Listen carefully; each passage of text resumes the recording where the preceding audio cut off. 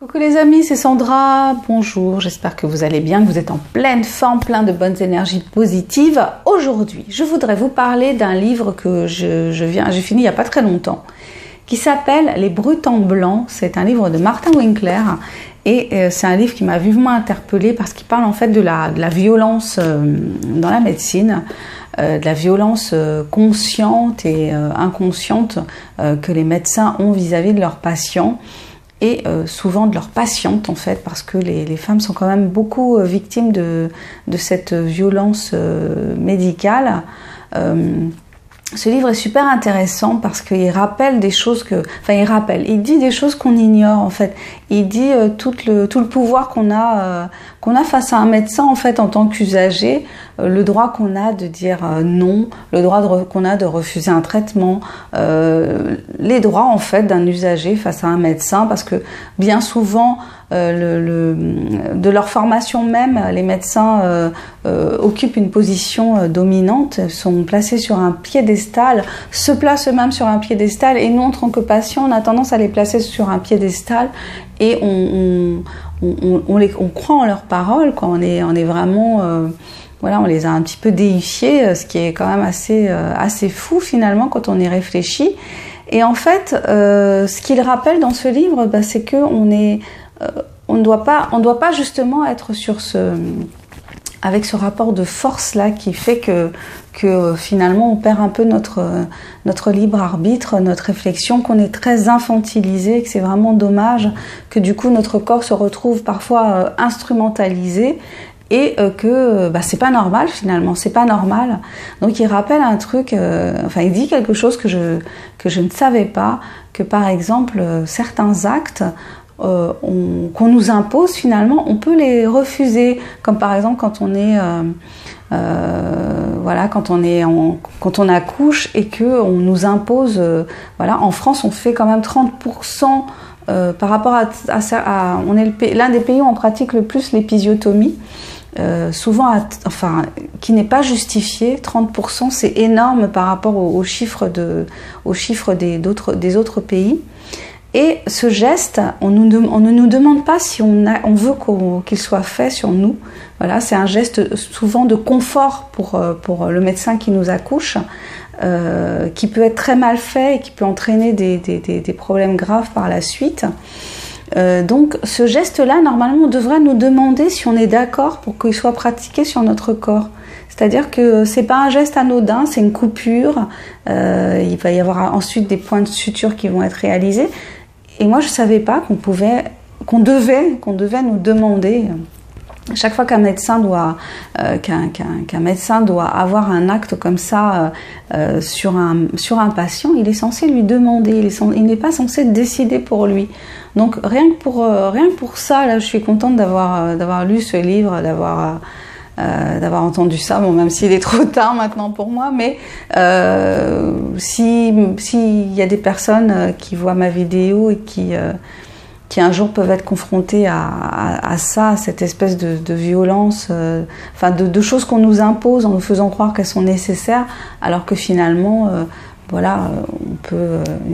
il peut y avoir une petite déchirure qui ne sera pas forcément très très grave lors d'un accouchement. On n'est pas forcément obligé d'avoir recours à l'épisiotomie. Il parle aussi de la violence qui nous est faite par rapport à des traitements qu'on peut imposer aux gens quand ils souffrent de maladies graves, et au fait qu'il n'est pas que le fait qu'ils refusent, parce que des fois les gens n'ont pas envie d'être soignés pour une maladie comme le cancer parce qu'ils n'ont pas envie de subir les effets secondaires de la chimiothérapie ou des autres traitements. Et c'est un droit en fait, on n'est pas obligé de se faire soigner. Voilà, donc là je survole vraiment le contenu du livre, mais ça interpelle sur notre posture de patient, sur la posture des médecins, sur leur formation. Les médecins sont très très peu formés, voire pas du tout à la psychologie. Donc ne serait-ce que le fait d'annoncer une maladie grave, ils savent pas faire. On les a habitués, parce que c'est ainsi qu'ils ont été formés, à prendre une énorme distance vis-à-vis des patients, une énorme distance qui devient au final de la violence, puisque il n'y a pas ça manque d'empathie, ça manque d'émotion. Voilà, on se sent un peu comme un objet, plus comme une maladie que comme une personne qui souffre d'une maladie.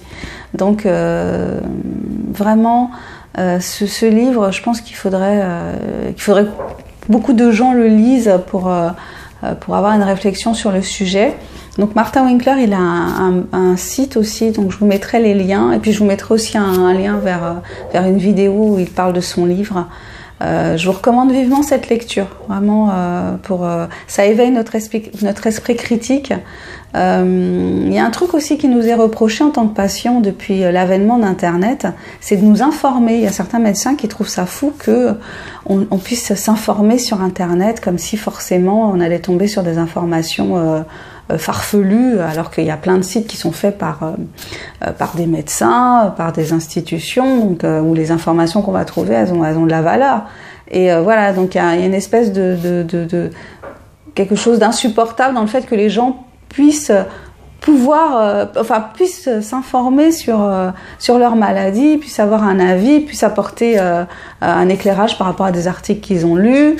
Voilà, il parle aussi du fait que les médecins ils sont le nez dans le guidon, quoi, je sais plus comment on dit, le nez sur le guidon, et que ils se forment pas forcément, ils prennent pas forcément le temps de se former à ce qui aux nouveautés, voilà, aux recherches, à aux recherches qui ont été partagées, par exemple voilà, ils sont pas forcément abonnés à certaines revues qui vont les informer sur les avancées sur certaines maladies, sur certains problèmes de santé, et qu'ils aient une façon de fonctionner à laquelle ils sont attachés, et que c'est dommage qu'ils aient pas toujours cette curiosité là.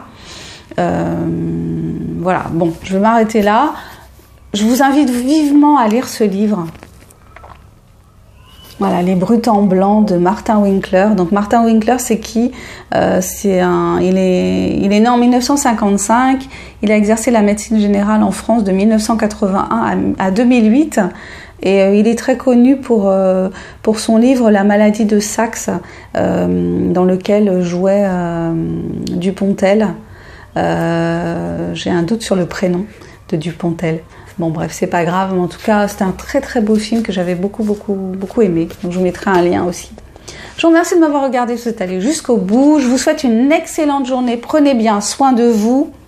Face aux médecins, n'oubliez pas, vous êtes une personne, pas une maladie. Si vous voulez savoir qui je suis, donc je suis Sandra Ganval, écrivain indépendant. Si vous voulez connaître un petit peu ce que je fais, ce que j'écris, mes autres chroniques, je vous invite aussi à les découvrir. Je vous mets les liens juste en dessous de la vidéo. Je vous souhaite une excellente journée et je vous dis à bientôt pour la prochaine. Bye bye.